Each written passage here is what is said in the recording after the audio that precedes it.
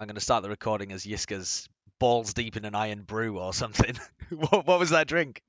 No, just some soda. Shit. Just some soda. Actually, I was talking to Brent today, and I reckon that I've drunk more soda in 2018 than I've drunk in the whole of the rest of my life. I didn't drink it at all growing up, and since I've moved to the US, it just seems that soda is everywhere. It's so difficult to find just H2O in places.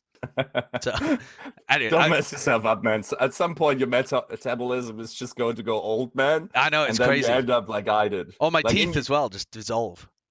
Yes. Yeah. All right. Anyway, that was a mad tangent at the beginning, which has nothing to do with it. But this is another episode of Refute This, but it doesn't have a statement in the title because there are multiple things, and we've actually hidden each other's opinions from each other this time, whereas normally we plan it out a little bit. So the concept of it is that we are going to come up with the worst mid-season signings or trades or stuff like this that happened at any point in the middle of the season, I guess. And we're going to run through our top 5 each, and we're going to presumably have some of them that are the same, although I'm actually not so sure about that. I think we might have taken very different paths in this. Yeah. And then we're going to debate the ones which are not the same and then debate the ordering of them as well, because there's supposed to be some kind of priority. So do you want to begin, and I will write down what yours are, and so that we can compare the list? Who are your top 5? I'm very unsure about my order, but my players are Zappis, Gambler, Sky, Arhan, and Rascal. That's amazing. You don't have any the same as me. You muted yourself. You do. You muted yourself.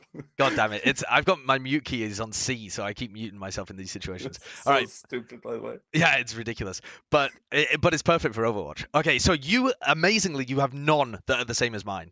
Not really? A single one is the same as mine. Wow. I was going to put Gambler in there, and I thought, man, that's too harsh on Gambler, like putting it all on him. So I kind of dialed back from that. On Watch the Overture, I said... Yeah, you actually put me on that. Yeah, on Watch the Overture, I was like, maybe Gambler's the worst. And my reasoning for this was because he's a shot caller that's kind of had a shaky history before in LW Blue and then this kind of situation. But without really being able to tell what's going on, I didn't feel like I could do it. But all right, then. Mine are completely different, so I'm just going to attack your list. Not a single one is the same. The only one that I was going to put in there was Gambler and maybe Arhan. I didn't even... Well, I considered Zappis as well. All right, so start at the top then, Yiska, and we'll just work... I'll just attack your list, and then I'll present mine. All right. So why have you picked this list of Zappis, Gambler, Sky, Arhan, and Rascal as the 5 worst trades? Okay, so let's start from the top. Zappis is basically in a coaching position as far as I'm concerned. Which, yes, might be solving some issues for them because Mineral just crumbled over the season and was way overworked. I just vehemently disagree with the idea of signing coaches in a player slot or analysts or whatever. Like, this guy should have, not least because Diva is definitely a position where they are struggling at, right? So, sure. If Manhattan had some... pressure from behind. And let's not forget, that could have been a Korean signing. Someone like a Dako or a Janu, who are of age. That could have been them, right? Or bring someone that Ryder is comfortable with, right? That I think that would have been slotted in way better than bringing in Zappis, who, yes, could be a leadership personality or whatever. We're not seeing any results from that signing. Other than maybe, I guess, holding their level in some sense, even though they now actually have lost to Dallas, because Minerals and then also out in the fact that they still don't lose to Shanghai, I guess is somehow. It is kind of crazy that they brought him in and have not even tried to utilize him outside of those first couple of Hollywood games. Especially when Manhattan, as you say, has been a very passive diva. That's been one of their issues, I think. But if they hold on to Zappis and use him in the future, I think he is a good guy to try and to kind of fill slots for them in the future.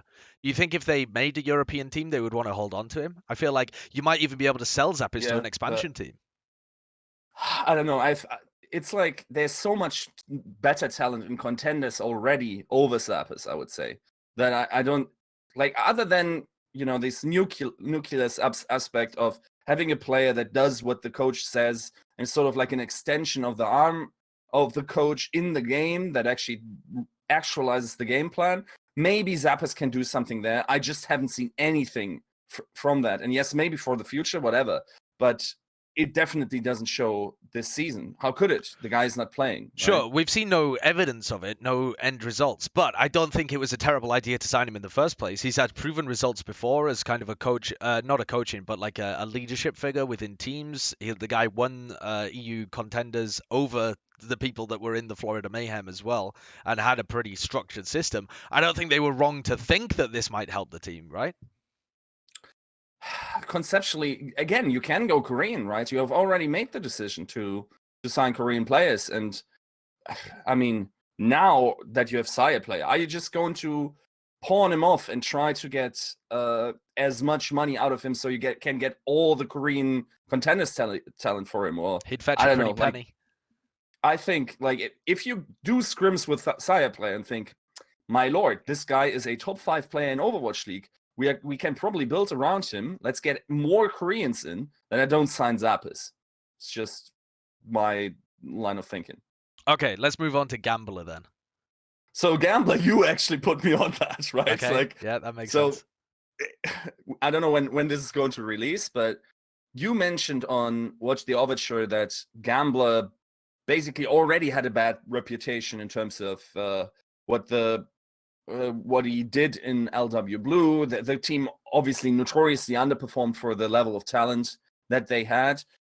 I mean, they lost to teams that you can lose to be fair. Oh yeah, for sure. Yeah, they very rarely lost to anybody that they shouldn't have lost to. They didn't get upset. It's just that they very rarely were able to upset the proper champion teams. Yeah, so if that's your shot caller, the best you're aiming at with him is below London and Excelsior at that point in the season, right? So I don't know if Gambler was ever a solid choice in that regard. Then also keep in mind, you're signing him over Toby, who always, I would still give him the benefit of the doubt that he could probably come back on Mercy if he really tried. Now, obviously, the way this panned out, I don't know if they already knew that Toby was going to have an injury, and he might be one of those ones where it's an actual injury, not just an injury, you know? They don't tend to tape up non-injuries, you know. Yes. There's no need to take a photo of his arm in like a bandage and stuff if he's really just on the bench and they're using it as an excuse. That's going a little too far. Yeah. I mean, that would be dedication. At this point, there's something ill in you. Yeah. Right? So. All right. So here's my counter argument for the Gambler, though. This is why I didn't put him on the list. Not only is it very difficult to be able to tell whether he is a faulty shot caller, we're relying on information that we got from other players in interviews in LW Blue and like little bits behind the scenes, and the fact that Seoul at the moment are looking pretty disjointed. But they were looking pretty disjointed before. It's not like they had a great beginning to the season. And Gambler was probably the best free agent Mercy plus shot caller that they could have picked up, right? If they come into the team and they are looking for a Mercy and a shot caller to fill Toby's role because they don't feel like Toby is capable of playing the Mercy, which that seemed kind of reasonable in the mid-season. I would have tried to sign a different main tank or really focus on Kuki. Don't really know why they never really tried to hone in one of their tanks to play better. It's kind of ridiculous to sign a third main tank and give up on the first two. But yeah, I think they identified that Mercy, shot caller, Gambler. It seems reasonable from that point of view, and it's very difficult to tell whether anybody else would have been able to perform a better job with the Seoul Dynasty. I mean, that is definitely not wrong. The problem is he didn't perform better. He now basically just does what Toby did, and arguably not better than he did. So, I don't know, that is just a roster slot where I don't like the conception of it, because you're already signing mediocrity historically. And then it also didn't pan out. So I don't know, I'm not sure if he's the second worst signing and if that's justified in the ordering of things. Sure. I still Well, think I think that is a very different one to Zappis as well, because Zappis is almost a non-factor, right? They've yes. just wasted money essentially on Zappis, as far as we can tell. Gambler may have had a positive negative effect, as in he has positively had a negative effect. He has had an effect, but it may have actually been negative rather than positive on the Yes. team, which is a very different thing. And that's kind of how I structured my list a little more. I weighed the kind of non-factor waste of money a little bit less because they've already spent however many millions to get into the league. So I'm not counting this petty Then change I don't. argument as much. I have no idea how then you get 5 players together with that list, I've because in my tried. mind it's like you must have some Valiant people who never play, and Okay. that is basically directly counter to what you just said, right? So Sure. We'll get to my list later on though. So okay, for Gambler, who would you have preferred to see Seoul pick up? For me, the name that springs to mind is either IDK or Jexa. Would be the ones that I would have liked to see them that reach out or to. even someone like Chris, right? Sure. Yeah. Try him out, because he was He had a decent historically, mercy. right, always also historically one of the best supports in Korea, has some tenure, maybe has some leadership quality. I mean, this is all a lot of intangibles where a Westerner judging it from the outside tries to judge Yeah. leadership personality, right? So Yeah. From maybe almost some of no those data. guys. That's Yeah. just always the thing with Korean players though, because the interviews are sparse and the little bits from their Twitter are almost unreadable for Westerners without a literal Korean translator, because Google and Bing translate are fucking dog shit when it comes to translating any Eastern language. They're Mm. just appalling. Okay, so let's go on to Sky. Sky, Oh my also known lord. as Zhu Fanjun, the the backline terror. So let's start with this, right? Sky never has shown a solid Zen in his time in Miraculous Youngster. Youngsters, Yeah. right? He always played Anna, pretty much. It is conceptually, yes, you are getting a piece out of the best Chinese team in history. The problem is that he already was not one of the better players on that team, in my opinion. And it was on his comfort pick. Now, if you're following the trajectory of these old god flex support players like a Ru Jae-hong, like a Chip Sign, you must have smelled the rot on them in the same way on Sky, right? Okay. So you were already recruiting a fallen player type, then you already rent full Korean, right? So you could have gotten more Korean players, and there you just open up there's so many flex supports that come to mind. I'm not sure. Do you know if Bazzi, for instance, is 18? I'm not 100% sure, but he is an unreal talent. I mean, he's now moved over to DPS, but that guy should definitely get the fuck back on Zen.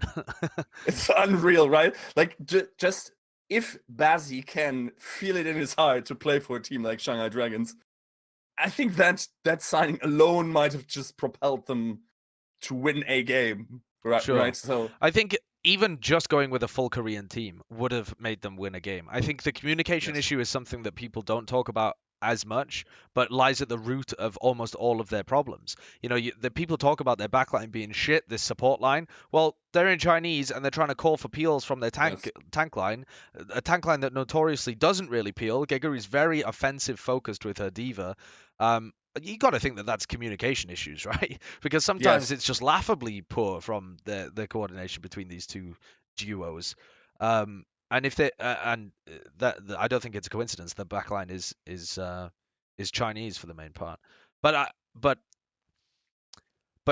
who if they wanted to go see, here's the thing. With all of the mid-season signings for Shanghai, I think they did a fucking excellent job at marketing. I think they did an excellent job at yes, saving their team from a marketing point of view, because if they had continued with by picking up Korean players that people hadn't heard of as much, or they had gone full Chinese, but they were digging out like players out of the solo queue that might be really individually talented. Say we had said, okay, don't pick up a Korean team, but try and find the best Zen player that you can in ranked. Try and find your version of the Chinese Jonak that you're going to be able to pop in the backline and have actual synergy with. Well, at that point, if it goes badly, then you have fucked yourself, because not only are you not picking up miraculous youngster players, which the community was clamoring for, but you're also not picking up the insanely popular Geggery, which almost single-handedly turned them from a team where people should have been like, the fuck have you done with your owl spot? You have forced us to watch 40 losses this season. And turned it to being like, we fucking love this team! Get a win! Get a Yes. win! It's mental, the turnaround. So I think Shanghai staff, in some sense, did a stellar job with their pickups, just not in the way that I would have liked it to be. I just philosophically, it's just so fucking. Oh my god! Now it's like, it's almost like a Pavlovian training where it's like, we lose, yes, Gregory, positive, lose, normally negative, but we are giving the little bell ring when Gregory shows up. It's like, why are we celebrating awfulness? It's I don't know. I would much rather see Gregory win and celebrate it that way. I'll tell you that. For sure, yeah. So But then why Sky and why not other players from Shanghai? Why is Shanghai not a theme that's going through your pickups here? Because conceptually it did make sense. It does make sense if you want to continue Korean. It doesn't even make sense for the future because there are definitely other big talents on the flag support role already looming in China, like an Eileen, like a Shy, right? Like not Eileen, but definitely Shy, right? Who's, I believe, should turn 18. I don't think he's eligible for next season. I think he was 16. Really? I think it might be season 3 by the time he's eligible. Okay, if that's the case, maybe you can do something, but I don't know. He has never demonstrated a solid Zen to me, and already on Anna, he was always probably one of the worst performing players when they were winning. And the only other thing that I could have seen is that he brings in some ideas and some strategical, variants that they always show. They always had these neat little strategies that they brought out. None of that has shown up in the game, so I have to assume that he wasn't the instrumental factor in that. And he basically was signed based on his reputation and having piggybacked on a pretty good Chinese team. Yeah? Okay. So number 4 is Arhan, a guy that's actually had reasonable performances every time he's been subbed in for the Houston Outlaws. Oh my god, what's reasonable? So first off, he's been better than the other DPS players on the niche heroes that he's taken on. I mean, that's... I think the guy's played... I think he's played Brigitte, Hanzo, and Genji, right? Something like that. Hanzo and Genji. Yes. Might be wrong. So first off, I think if Linksa is put on Genji and gets to practice that, he's instantly better than Arhan on Genji again. He is like, even Flame defended it as a personality signing, and sometimes you're not signing for your skill, which you definitely didn't, because what did you not solve by signing Arhan? And arguably, Brigitte here saved your season in that sense. What if you have to continue playing Tracer? You didn't solve anything by signing Arhan that way, and you filled your roster up to 12 by doing that, right? So it's, I don't know, it's hard for me, obviously, to evaluate the personality. If I feel like you're bringing in an ego that doesn't warrant it most of the time, has probably never done it in my books. When was to set the context as well? There have been reports from players on his team and stuff like this that he was like a player that needed everything crafted around him, right? Had like a set style of his vision and wanted everyone to play around him, and was famously non-communicative, I think, within the game as well. So that was an issue. But it was Taerong that brought him into the Houston Outlaws. Yes. To act, I think, a little bit as a player coach or someone that he can bounce ideas off because they've worked together for so long as well. Which it's difficult to see where that has come in, but that could have been some of the reason that we're seeing, recovery in performance from Houston Outlaws this week, or a strong performance in week 1 of stage 4, for example. I mean, this seems like a Taerong comfort pickup, which I don't know. There's so many other players where I'm thinking that could have probably, why not Recry, for instance, right? But Recry has a very similar talent hero pool to what Linksa plays. But he has a Tracer. He just that already solves you. But or with Tracer resolves not much of it. with Tracer not being that prominent this meta, you can really get away without a Tracer. So, I mean, Dallas I mean, Fuel are probably going to finish top 4, right? And they don't have a Tracer. I mean, yeah, that's a fair point. The thing is, I forget the timeline. Could they have known that absolutely no Tracer would have been fine? Probably not, right? They could see Brigitte on the horizon, I think, at the mid-season signings. Had it been announced at that point? I'm not 100% sure, actually. Maybe not. No, I do think, though, that this wasn't a strategical thing. I think this was purely a Taerong Ahan kind of pickup. But I think it's also difficult to find anybody that solves Houston Outlaws' issues because they want to run Jake for his calling and leadership, but he doesn't have the hero pool to be able to run alongside almost any other player in the whole of Overwatch. Can you think of anybody that complements Jake 100% in terms of what he's able to play? Because the thing is, you have to put Jake at some point onto a Genji or a Tracer, and Jake's Genji is much better than his Tracer, so you're forced to have kind of a mediocre Genji, although his Genji's actually been fairly decent a couple of times. So I don't think it's as bad as people make out as if he can't play the hero at all. But then you have to find someone who can play Tracer, who can play Widow, who can play all of the hit scan, other hit scan stuff, and what else? Yeah, pretty much that actually. So yeah, I guess I've just Yeah. I mean, solved my that's own. a hard task. Well, is it? Yeah. I've just solved my own thing there. I'm thinking of tons now. I'm thinking like, well, Sire Player would be able to do that. Logix would be able to do that. Like, I mean, sure, Saviobi Architect would be able to do that. Well, no, Architect doesn't play the Tracer really, right? I mean, we thought he was a projectile specialist, and now he's the best winner in the league. I don't know what this kid can't do at this point. That's true. That's true. I know everyone sucked for not picking him up. I don't know what happened there. Yes, they dropped the ball. I mean, keep in mind he was one of the later signings, right? Yes. Yeah. Towards the end of the frame or the signing window, right? So I must think that he could have slipped through the system had it not been for the shock. Right? Possibly. So, yeah. I don't know. Okay, so but to return back to Arhan though for a second, because why? Because he at the moment is almost useless on their team, right? He comes in for certain set maps, like Gibraltar, I think they run him or something because they want to run the Genji at the and have the Brigitte as well. He's like one thing. Keep that in mind. He's the first Korean on that team. Why introduce an obstacle like this? Yes, yeah, and his communication has been something that Zoe's brought up in talks with Flame and stuff that doesn't work that well. Yes. They're calling Korean now. 5 players are now trying to call Korean. Yes, and zapping away a little bit of their computational power. It's like,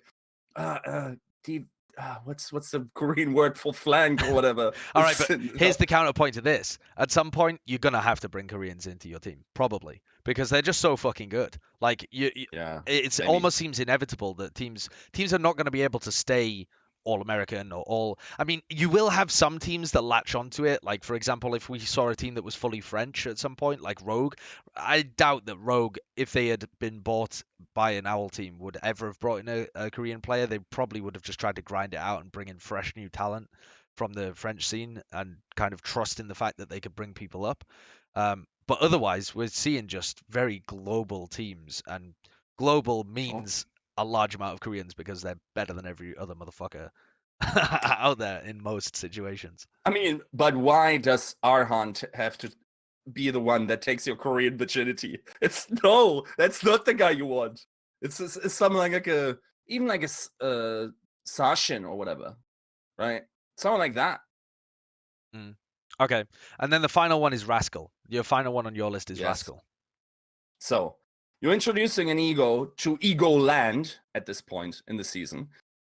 Let's keep in mind there's a possibility that so London would have definitely not sold Fissure and Rascal to the same team, right? We can almost pretty much assume. So there's a possibility that Dallas said, we have a main tank with XQC. That's a stretch. Let's not shine Fissure. That's a stretch, right? I mean, I know for a fact that they tried to get Fissure, but they didn't get him. Okay. So the question is, did they have the pick, right? Yeah. Could they decide, do we want Fissure or do we want Rascal? And also, what has Fissure to say about that. Okay, Right? well, I'm gonna put myself in the position of Dallas Fuel here. I want Rascal over Fisher, No and the way. reason That's for this is conceptually so terrible. because I already have OGE, which I've scouted out and I'm fairly confident in. I think this guy is going to be good. I've got a bit of faith in this kid, but I Eh, don't have a leader figure that has previously been able to play the game at a top level and call, which both Fisher and Rascal did together for Congi Panthera. And there's no way of knowing when you're outside of the team who did that's not the more of timeline that. though. Like Wasn't it? OGE was, they signed on Rascal fairly early in the signing window, long But before OGE was even a thing. I'm very sure that they had already looked to pick up OG. Like when things get announced, it's Wasn't it not the so same what? as. For the longest Well, time. reportedly they were looking at Soa. But I mean, the point was they were trying to scout out a tank. What was really missing for their team was a Genji player. Was somebody who knew how to play dive and would be Wasn't able missing. to pair alongside Effect. Seagull It could was have played missing, that. mate. Have you looked at No, Seagull's Seagull could have Genji? easily picked that up. Seagull's Genji at the I beginning of the still- season was appalling coordination with the rest of their team. No, it was a problem with coordination, but he was still fragging out. If it had worked, if they had been able to play, if they thought that was an option, A, they would have tried it, and B, they would have attempted to have some kind of, or would have been able to have some success with it. If that DPS duo of Effect and Seagull on Genji had been working in scrims, we would have seen it in the Overwatch League, and we would have been able to potentially see it work. But it never did. They never played it. They never played dive. They were always super uncomfortable with it. I think one And of the how things did that work out? well, actually, when they had Rascal for a little amount of time, do you remember their dive did actually get a lot better? They had that Route 66 No, game. it didn't. They did. They had a Route 60. They had a couple of matches where they were playing Route 66 and playing full dive rather than playing the Widowmaker Tracer like everyone else was doing. And they started to look fairly competent. The problem was, at that point, things were blowing up behind the scenes as well. So it went downhill super fast. But they had 2 or 3 matches in a row where we were like, shit, this might actually work then. Because who did they beat? I'm gonna have to try and look it up now, but they they had decent success. I don't even know how. No, they actually they played 2 maps, then Rascal tilted off the face of the earth and basically had to be subbed out, and that was the story of Rascal and Dallas Fuel. That was the story of Rascal and Dallas Fuel. Fuel. God damn it! Every time I talk, every time I type. Try to work around your C key and only mention players without C. Yes, I typed in Rascal there to search him on over.gg and obviously fucked myself and muted myself on Discord. But I think Rascal kind of fucked up his own career as well, right? Like he fucked up his own image by leaving in such an explosive manner from Dallas Fuel. And I think that's a really interesting component that none of the rest of the players that you've picked up have harmed their own career by being picked up. It's only been either a waste of time for the organization or potential downward compared to somebody else that they could have picked up. Part of what I've built my list around is the players themselves have either degraded or their reputation, what you would be able to sell them for in the future, or their reputation as a top player has been marred by actually being picked up as well. So I was thinking about this both from the team's perspective and from the player perspective. So how did you not pick Rascal then? Because I actually forgot about Rascal because he's not on the team anymore. Okay. He's not on the list. Yeah. All right. So I actually like the Rascal pick. I think that's a pretty good one. But I do think though that it was a good idea to pick him up in the first place because you couldn't have known that he was you could have kind of seen it coming because he got removed from the London Spitfire or sold from the London Spitfire. Yes. But so did Fisher, and Fisher has not had a negative impact on the LA Gladiators. Now maybe that's Blake, the fucking what do you call him, the performance coach or whatever, who's just training Fisher like, no, Fisher, don't shout at your teammates like this. Frame it in this way. Be a little tactful. Here's how you give feedback to people. You don't punch them in the head and tell them, learn Widowmaker, you little fuck boy. Yeah. That never happened. That's not me alleging anything. All right, so here's my top 5. At number 1, I've got AKM. I've got the AKM mid-season pickup onto the Dallas Fuel. Number 2, I'm just going to run through them and then I'll debate them afterwards. Number 2, Tizi for London. Tizi never played, then got rid of, then made inactive. failed to even get 12 spots, so was literally not even utilized. Solid. Number 3 and number 4 are both LA Valiant pickups, which have been picked up, and then even their reputation, I think, has been worse off afterwards. KSF and Finzi are the two people that I think were poor pickups for LA Valiant and poor in how they utilize them. And number 5 is Fearless joining Shanghai. And that's not because it was bad for Shanghai, that's because it was bad for Fearless. Fearless should have wanted better, and it has been a big black mark on his personal career. So, I mean, has it? He's currently the Overwatch MVP vote first plot, right? Why do you even have that on the table? That really hurt as well, actually. That's a really solid sole of a shoe. I didn't realize I made of metal. Okay. So number 1 is AKM. I think the pickup of AKM has really harmed his reputation as a top player because he just was the most amicable, lovely guy when he's picked up for this team. It's like, oh, Seagull doesn't want to play Genji. Don't worry, guys. I guess I'll play Genji for you. Oh, you need a Tracer player. I don't play Tracer. You didn't pick me up as a Tracer or a Genji. You picked me up as a hit scan specialist. Fuck it, I guess I'll try and play Tracer for you guys. He now has the AKM blade as part of his reputation. Never a Genji player, never really practiced Genji, just filled in for the team when they needed him. And when Seagull was busy playing Diva for the team or rotating through the off-tank role. And has really never been utilized for his hit scan prowess, because now that they're back to playing really well, Taimu's having a boost in his performance, and so they're playing with Taimu most of the time instead, despite AKM grinding out Widowmaker and potentially being a pretty decent Widow when the few times we've seen him in. So I feel the pickup of AKM was not only useless in that all of the heroes that he played were already, like, it didn't make sense in the first place, because what the fuck are you trying to, what fucking hero deficit are you trying to fill by adding AKM?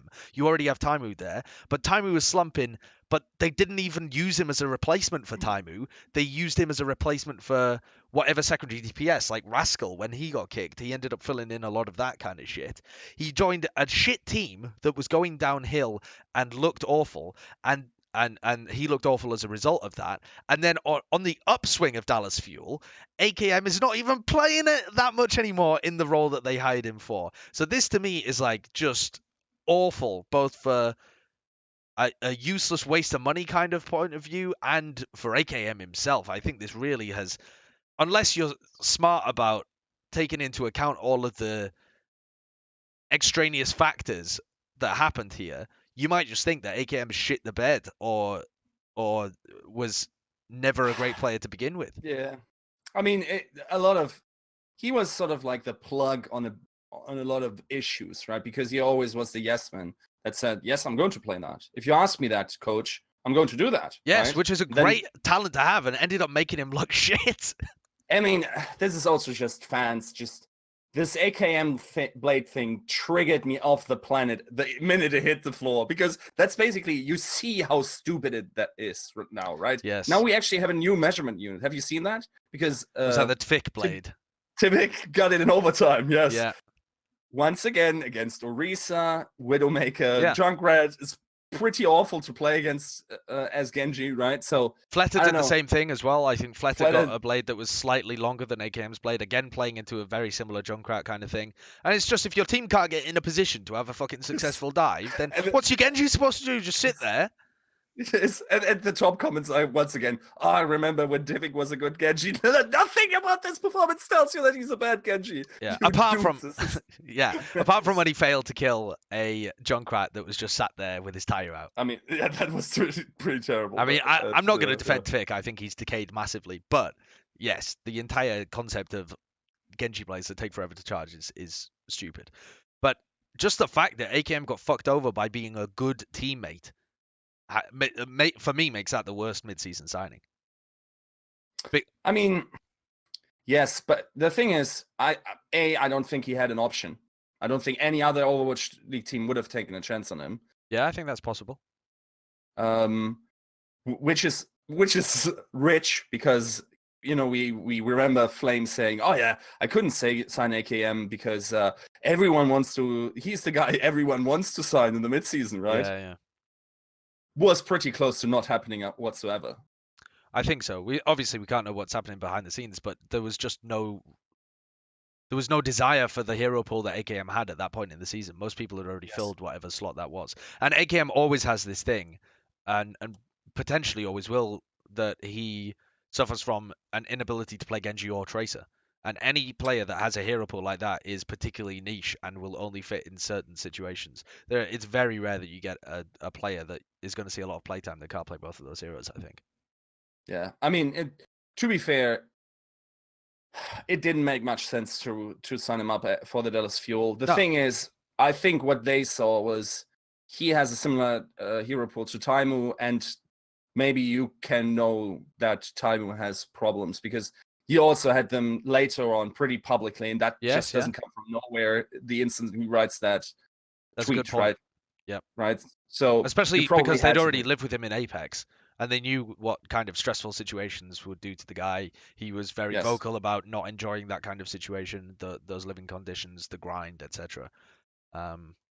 So at number 2, Tizi.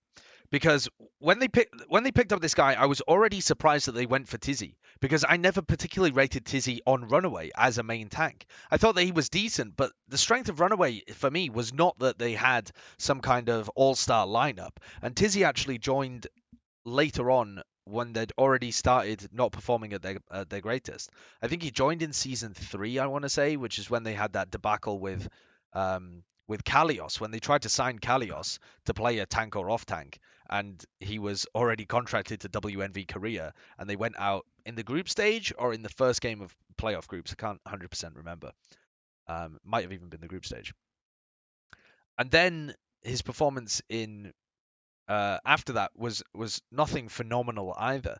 So it didn't make as much sense to me as just a random pickup. But neither did OGE. OGE wasn't somebody that I kept my eye on. And he turned out to be fairly decent. He looks like he has potential. So I'm happy to leave that one as just my own personal opinion, having not spent too much time deliberately trying to analyze Tizi's play. But the main point of this, the reason that I've got him at number 2 in my rankings, is that they signed him presumably in an attempt to have a B roster, because they then added, who the fuck else did they add? They added somebody else as well, London. Didn't they? No. They had 12 players try to. Yes, they sold 2 of them. Yes, they sold Fisher and Rascal, but only signed Tizi. Yeah, that was it. So they are left with only 11 players on the roster, which doesn't make sense because Gesture's so good they didn't even want to play Fisher. So they're definitely not going to want to play Tizi. The idea of having some bench pressure coming from Tizi onto Gesture is laughable. And the idea that they would want to actually rotate him in, again, laughable, I think. Yes. So the only purpose that he would have on that team is to create a good bench team that would be able to scrim against them, so that you're monitoring guys like Closer and Hagapyun and seeing whether the intangibles that they maybe add in terms of their calling might be able to outweigh some individual skill from the others, or guys like Hureg and really trying to develop him so that maybe he can be a Pharah specialist or a Pharah Widowmaker specialist on certain maps, or he can just full on step in and not be rusty whenever Birdring is not performing at his peak. But they failed to do that because they didn't pick up a 12th player, which who knows what happened there. Maybe it's something behind the scenes. Maybe they just couldn't find a 12th player that was good enough. Maybe they had tried and somebody else got them, whatever. But and then they just sold him without ever playing him. So, or not sold him, sorry, just made him inactive without ever playing him. Yes. So they have even failed to boost his price. They have just taken him off the market, not even scrimmed with him. So he's not even hot straight out of Owl, has no Owl experience. And so is his reputation even any better than it was before? I think you can theoretically fill locally with one player if you're just having, But why would they? That's the thing. If they have no intention of playing Tizi, and I doubt that they would because Gesture is so good. Yes. That why would we expect Tizi to have a lot of scrim time? I wouldn't. It would be a similar situation like Fate and Numlocked for me. Not quite as extreme, but it would be like if you only had one team there, I would expect Numlocked to not be getting much time at all. And that was the case at the beginning of the LA Valiant. When they only had one team, he was complaining that he was never getting a chance to prove himself in that sense. I mean, for me, the failure is that you sign as 12th player, not necessarily Tizi, because I think the conception is fine. I mean, the correlation, causation, small sample size, but the season where they could in-house scrim the stage was also the one they won. Yes. So the idea, theoretically, to sign Tizi and then fill up, I think really the unsigned 12th slot is the problem for London. Okay, I Because- didn't realize I could put in my fucking list the person that London didn't sign. I mean, I could have just put that for anyone. I could have just put that for I anyone. mean, if you want to put that on Tizi, that's fine. But the thing is, I don't understand. Even if you don't get your top pick, there is a metric ton of people in that flex DPS position in Yes. Korea that could all slot into that for little salary if you wanted that in-house scrim goblin to just show up and that you can in-house scrim, try out all these things, Yes, whatever. I mean, I think they conceptually it was fine. they could have even. Am I right in saying they could have even signed someone underage Yes. because they're not actually playing him? Yeah. Is that how that works? Yeah, I think it is. I think there's something weird about that where if you sign an underage player, you can still play scrims with them, even though that is actually work, right? But as long as they don't go on the stage, it's legal. I don't actually. I'm not a lawyer. I don't understand any of the legality behind it. But as far as I'm aware, stuff like the Houston Outlaws had Arhan when he was not on a work visa, for example. Fuck knows if they were scrimming with him. I have no idea. I mean, But also, I'm sure guys like someone Sinatra were playing before they turned 18 in scrims, right? So yeah. I mean, even signing or saying to Flower, "Oh, you want some quality scrims, mate? Come over here. Just put a silent spell on the guy so he doesn't leak any information to his Yeah. head orc, and make him that's sign fine." an NDA. That's dangerous. Yes. Okay, let's move on then. So my third and fourth are very similar actually, but not quite the same. Number 3 is KSF. And the reason for this is that, for starters, he's been signed to the LA Valiant B team. And the positive that you can bring out of this is that at least LA Valiant then have a B team that is functional and can give them Yes. scrims. But the downsides are pretty much everything else. You've taken a guy that, as far as we can tell, doesn't have either the experience or the ability. He may have the potential. Maybe he's showing stuff in scrims.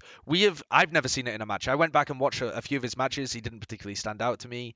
I went and I obviously watched the Owl games that he played in, 2 Owl maps that he's played in so far. He just got full held. Now, that is probably not KSF's fault. It is ridiculous, though, that is going to be his reputation moving forwards, because you've got to also consider what this does for the player. KSF has come into the Overwatch League, and he has the worst record out of any player in the entire league, along with Numlocked, I believe.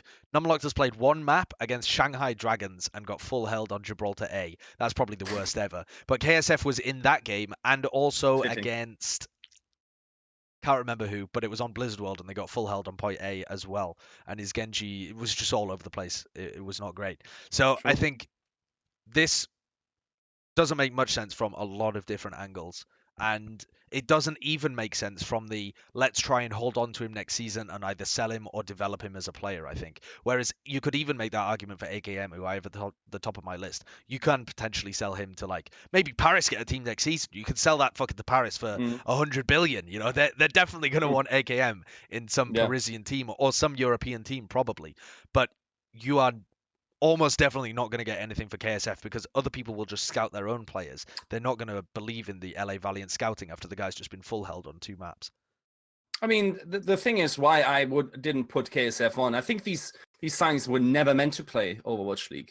They are maybe something you can develop for next season and sell to a slot B. Because keep in mind, if we're actually extending to 22 slots, there's a lot of currently B-tier talent that will play in these teams that will have to be developed. There's not enough A-list talent, even probably now, for the Overwatch League.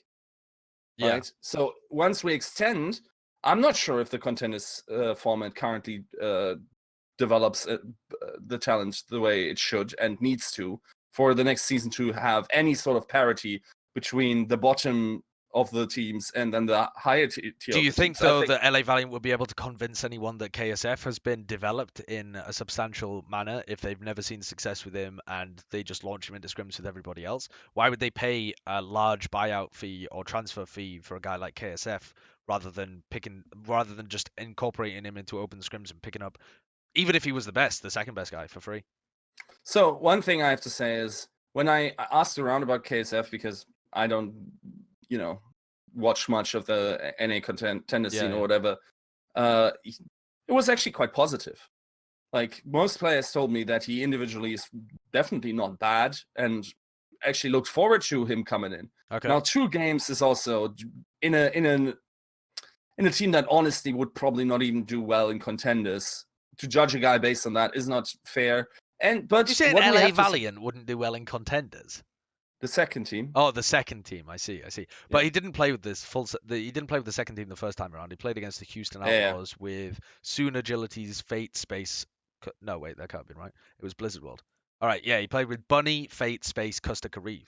So he basically just filled in for Agilities the first time around, and they got full Yeah. held on Blizzard World. So I mean, that Yeah. is whether or not that's like adapting to his playstyle or something.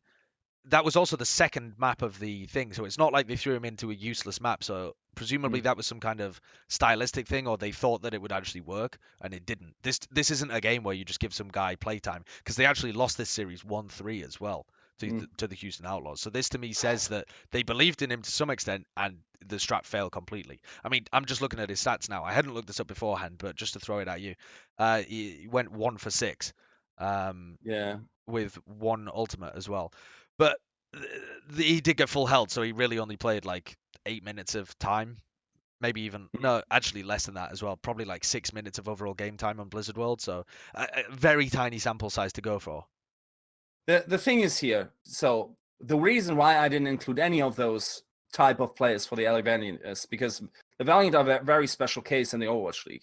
Aren't they the team that is the furthest off the campus who also don't scrim on campus?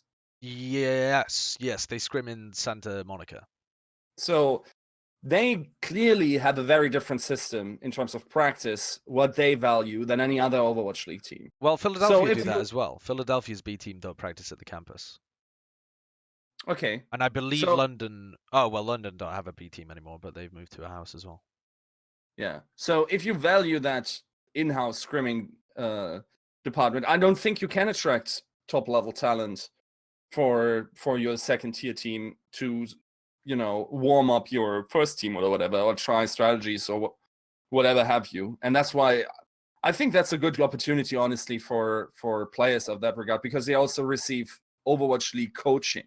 And some teams have signed on specific coaches for their B team, right? So I think if I'm a player like that, not only am I getting off the problematic salaries some teams receive in contenders, but I'm fine for another year. Yeah. But I'm also receiving a lot of attention from coaches that have proven records. Yes. And especially if you're on Valiant, I don't know what happens in the offseason, but if Coach Moon actually has time to look at you as a player, man, that's potential that I, as a player, would always take. I don't know. So my issue as well with both KSF and Finzi, who's my next pick. Finzi, I thought was it's a bit like Zappis for you, right? It just seemed like a bit of a waste of money. The guy, but my issue with KSF and Finzi is also that I don't think that they were the best pickups that you could have been able to make. Now, I have not been scrimming and trying out these guys for a huge period of time, so I might be way off the mark here. But from watching matches and stuff, Finzi would not have been my pickup for somebody to come in and play off tank for an Owl team, or a guy that I thought had a butt ton of potential. I definitely think that there were stronger Diva players in Europe as well as North America. KSF I haven't watched enough of, but Finzi I've watched more of because he's been around for longer. And this to me is odd, because if you were going for kind of, we'll work with them and try and coach them into being great players, why not pick up somebody who's already having success and try and make them into potentially like a starter player? Can you ever see KSF or Finzi challenging the starters? I don't really see that happening. No, probably not at this point. The thing is with Finzi is that he could have maybe even like a profile like a Siegel currently has, right? Where he played DPS. He was the third DPS in the triple DPS, famously of Movistar, right? So he had some experience there. He played Soldier there, as far as I remember. And let's keep in mind, that's also probably one of the reasons he's actually on that roster, is that their assistant coach knows him from the Movistar Riders, right? Yes, true. So you muted yourself again to me. God damn it. Yes, true, I said. And also, what was I going to say? And also, I believe that it's Damon who works with the B team primarily as well. Who works on Mm-hmm. kind of coaching them. He probably has other roles on the team, but I know that I've talked to him in the past about observing scrims and stuff like that, and he's like, "Oh, today I'm working with the sister team." So Yeah. perhaps that's more of his role, which would So explain some of it. yes, if someone asks me which European tank should I pick up for my B tier team, there are other names that pop up before that. Maybe someone like a Hafi Cool. Yeah. Maybe someone who's also very flexible, can play Yes. the DPS, has played the More Sombra flexible than for. Finzi. Yes. I have to Mete assume as that well. Mete, definitely, yes. Who Elevote is also, actually was performing pretty well this contender season. yes. So there are definitely players that probably should be considered ahead of him. I assume this is something that Damon just knows from his time at Movistar, where it was like, okay, we can do something with this guy if I get my hands on him, and we get an extended period of time now with the new resources I have to develop him. Then maybe I can give this guy a career. And it may in be Overwatch intangible stuff like communication, or honestly, we may just be way off the mark with our assessment of players because we're not like in those tryouts, testing Mhm. them and seeing how they perform with other people and stuff like that. So, but anyway, I thought that held more credit than guys like Zappis, for example, who have proven like previous history and are more of like a waste. My fifth one is Fearless joining Shanghai. Now, this is a bit of a curveball because it's not that it was a bad pickup for Shanghai. I think that this was possibly one of the best main tank signings that they could have gone with. Mhm. But this was a disaster in my opinion for Fearless because it's not that he just had to outperform Roshan, it's that he had to look good. And you can't look good, and he hasn't looked good, let's be honest, on Shanghai Dragons. He has not looked like a top main tank. Whereas when he was playing with Element Mystic, the guy actually did look. He was very aggressive, but he paired up so well with Dako, who's like an insane level diva as well. Probably one of the reasons that that duo worked so excellently in Element Mystic and Fearless is not working well in the Shanghai Dragons. He has been very aggressive compared to how fast Shanghai are able to adapt and react to situations. Often the rest of his team are not prepared to move at the same pace that Fearless is, and so it ends up with him just feeding on occasion. I feel that this is going to harm his reputation as a player if people didn't know that he was really good before he joined Shanghai, because they're just going to know him from Shanghai. Whereas I feel like this guy had a lot of potential coming into that team, and if he joined a different Owl team, we could be talking about him as like somebody that's like kind of up there. Like, wow, this guy's got potential, Yes. like OG, or even this guy has actually been really sick for this team. Like it's like Yeah. he's contesting with Fate or something. Yes. No. That's. I see where you're coming from, and I guess that's also the strongest argument. Why not, for instance, include then Damon, right? Because he hasn't shown as much Yes, promise. he As, hasn't shown promise in the past, particularly. He showed like he was kind of decent, but you would have put guys like DM or Decay way above Damon. I always think of those three together because they are D names. Yes. But Decay, unreal talent. I mean, DM, pretty DK, fucking yeah. good. Damon, the worst of the three Ds. Yes. So I wouldn't put guys like that up for the worst mid-season signings because they fit Shanghai, honestly. And also Damon, I think, was happened to have a US visa at the time or was in the US so that he would be able to play earlier. There was some other intangible factor that played into it, something logistics based that I can't remember right now. But I think Fearless is I think Fearless has potential, and it'd be a shame if people don't recognize that because of Yes. what's happened in Shanghai. I mean, I know a group of people who recognize that definitely, and that is the Overwatch League viewers that vote him for the MVP. So I would say, Is that I mean, his market. is that anything to do with it? Or I'm is not that just sure, because he has but cool hair not and like, plays for Shanghai and plays alongside Geggery? and a cool fashion sense. Yes. Don't Yes. forget about the turtlenecks. Yeah. Yeah. He does actually have a baller fashion sense. Yes, he does. But the thing is, I don't think that his reputation necessarily has to suffer too much from that, because yes, you always look a little droopy if your backline doesn't support you as enough, or your off tank indeed doesn't have the same. That is what we should have said Damon was. You got Decay and DM, and then Damon's the droopy D. Right? Yes. Damon's the third droopy D. So that I don't know. I think if you, I straight up give a check to Element Mystic if I'm one of those extension slots. Yes, Sparkle turns 18 in like 20 years. I don't know how he does that. He's currently minus 5 years. They were turning 18. What am I talking about? They were playing well even with Guard and Z though. So yes, amazing that definitely team can perform so well even without Sparkle.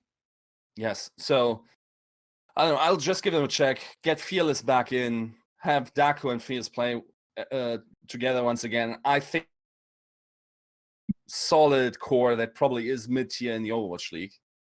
Yes. And I don't think his reputation necessarily suffered much from it, because now you also give him the marketing boon, right? So you don't only sign him The for classic his Shanghai quality. bonus. Yes. Do you think that actually carries on? Do you think when Fearless, if say Fearless joins the Busan Beach Boys, does his fan base even follow him at that point? I'm not so sure it does actually. Maybe not. I think some of them might, but I don't think a large portion of them would. I think there's something just magical to a lot of people about the failure of Shanghai Dragons that attracts them. I think all those players will have that mark on their back for a long time. That 0-40 season, which it looks to be now, I think they will always be thought of having been part of that. And I don't know, like people seem to love it, and I think that might be a cool story in the future, because I think Fearless has gotten all the losses in his career out of his system, and next season it's time to win. Yeah, right? yeah, so I can feel that.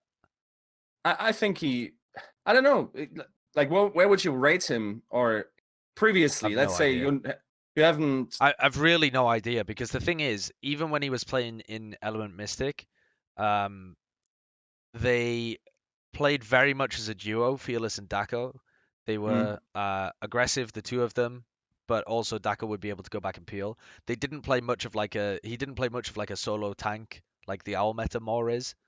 It was more of the two of them going together with the Tracer, more like 3-man dives rather than 2-man.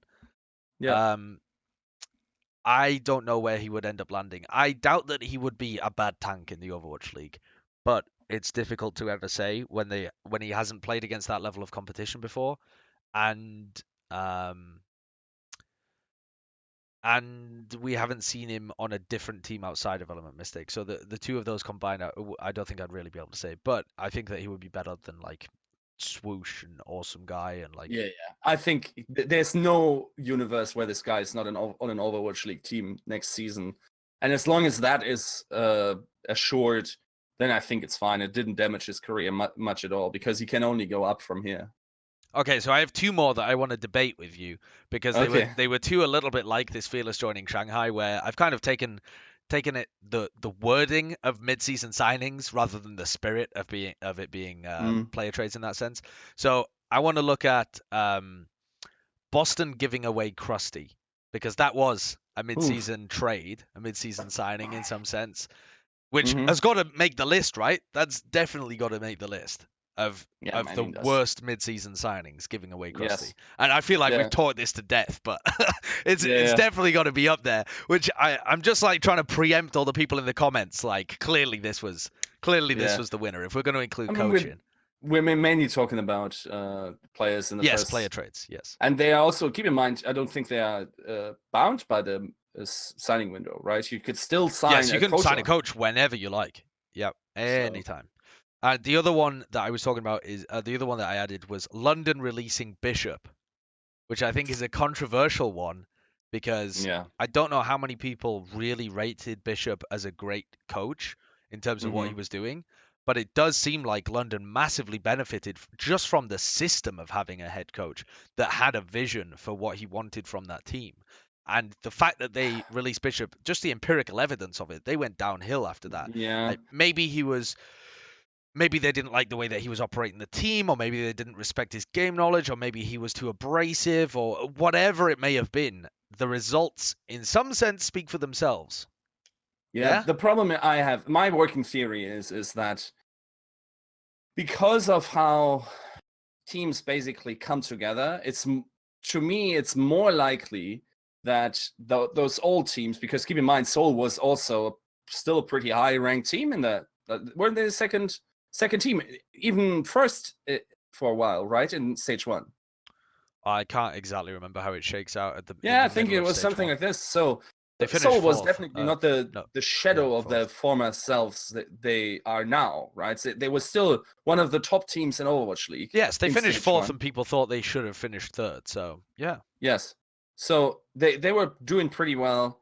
I think they also, like in stage 2, didn't they also not fall but even rise? They finished fourth, I believe, again in stage 2, but it may have been fifth. They kind of slowly gone downwards, but it has been pretty slow over the course of the season. Yes. So my working theory is more that all those established teams that had cores before, and it's less so for London, to be fair, because they had to, shuffle around until they found their starting 6 that we now have. But I think it's possible that the other teams were not where they are now. With if I still give credence to my core 4 idea, then it takes 90 days to 120 days for a team to reach their top performances. So that was not a given for these Bostons of the league, the Valiants of the league, the LA Gladiators. I would just say that a lot of them came with an already working system into the Overwatch League, and the others had to grind back. And also did this in a way, like those teams, for instance, like the San Francisco Shock or whatever, they knew they were not going to be good in stage 1. Yes. They readily accepted that. And that's probably also the case for Boston or Valiant. It took a while for them to get going because the season is long. And now it comes to fruition, right? So I think there's a possibility that Bishop was giving them some guidance or something. I think also seeing how Seoul behaved back then, and in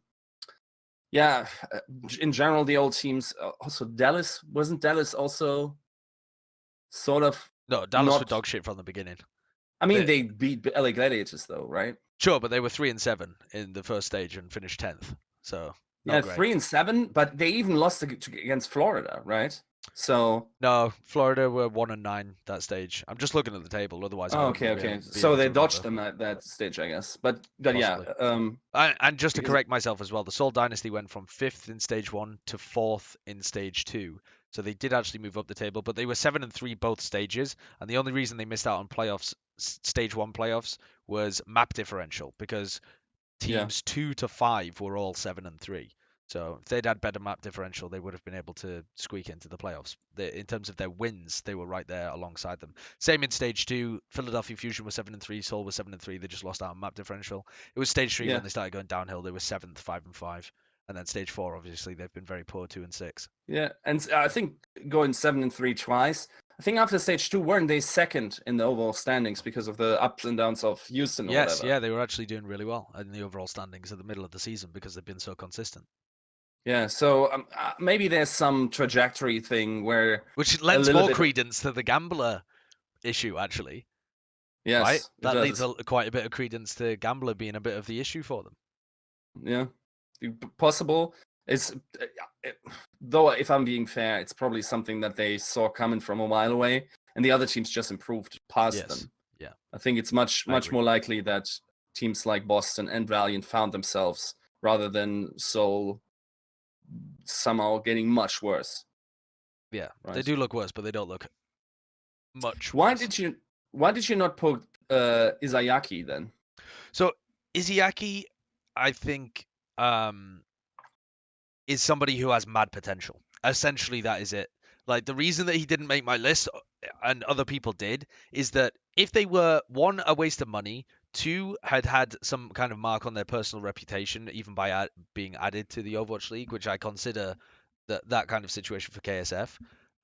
And 3rd, I don't even really see that much potential from what I've been able to witness myself. That was what got them onto my list. So that's why KSF and Finzi were up there. Izayaki, from having watched him in Ardiont. Am I thinking of the right guy? The fucking Iziaki. The fact that I everybody on think so. Ardiont changed their fucking name. Jeff and Jeff had already changed his name previously as well. He went from Sleep to Iziaki, right? Oh no, Izayaki is from Foxes. Iziaki. What was he called before? I've forgotten.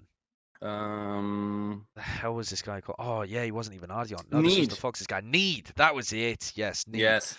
Yes. So yeah, I was thinking of Aim God, but Aim God's also fantastic as well. Like it's Yeah. weird. All the Korean Zens that have changed their name are fucking legit, and so I've just grouped them all together in my mind, and I have to Yeah. every time I have to think about them, I have to piece them away from each other. Yes, this guy Need I think does actually have mad potential from having watched him play, and so And obviously having that confirmed by your god Krusty, saying that he has a lot of potential, right? I think he mentioned Did that he? on Oversight. Oh, I Yeah. haven't watched that Oversight episode yet, but there you go. Okay. Yes. Well, of course, Krusty, I think, will have worked with him. In fact, Yes, on Foxes. I'm not sure he did, though, because I think Krusty stopped working with Foxes at the same time as Neko left. I think they may have both left at the same time. Maybe he just kept track of Need Yeah, that's after true. he That's joined. true. Yeah. Or maybe Mhm. he was trying to bring Need into the team as he left, try and if he's going to take Neko and go and fuck off to Boston, maybe he was nice enough to push somebody else in. But yeah, I think that guy does have potential. So for that reason, I think that's more somebody that LA Valiant can work on, and I can actually see him challenging Kariv for a starter position in a similar way that I can see AimGod challenging Neko for a starter position, whatever they do next season, or they can sell them to an expansion team in terms of AimGod because they've already proved that he's a good player. So Yes. so he doesn't make the list for me in that kind of situation. And if Numlocked had been picked up in the mid-season, he would have definitely made my list as well. Yes. Or Verbo actually as well, because I think these are two players that are going to struggle to find their place as the seasons continue. Yeah, that's probably sadly the case. I actually think that for a long-term career goal, maybe Namlong playing another contender season would have done him better if he actually had the chance to develop himself and show himself indeed. Possibly, but then you get guys like Christopher as well, who just had a poor contender season, and then suddenly they're not even considered the best tank in the UK anymore. The Fusions from Spitfire He's is pretty now good though. gunning for that spot. Yeah, so that's what I'm saying. If you don't jump on any opportunity, you're risking the fact that your contenders team might not perform, and that's your future right there. So yeah, it's still a very unstable environment, esports. Any kind of talent-based, what do you call it? Talent-based career just is the risk is inextricably linked to the benefits of being in a system like this. So for all that Blizzard are attempting to make it more stable, it's it's like anything. To be fair, also to Numlocked, I think he's one of the older players. So if he isn't he probably is, right? Yes, I think he's 26 plus, 27, maybe 26. Yeah, I think that's also already stretching it for an Overwatch League Pro, I guess. And if he can then suggest himself as he's 25. Actually, he's not. He's 25. He's not that old, actually. Numlocked. It's great in my head. Yep. It's just like where's the C? Where's the C? Where's the C? Are there players with double C? That's the question. There's got to be a player with a double C in their name. All right, first to find it wins the debate. What is it? I know there is one. Coco. No, Coco, fuck! That is a double C though. Yeah. So Coco would actually remute me if I type in Coco. Yes. It would mute me, unmute me, remute me. Yes, of course it's Coco. Is the one with the double C in his name. Well, there we go. We've run through our top 5 picks, plus some cute little extra ones to do with the coaching. And feel free to jot down any players that you think that we have missed in terms of mid-season signings that you would consider the worst players picked up in the mid-season of Owl's inaugural season. Goodbye.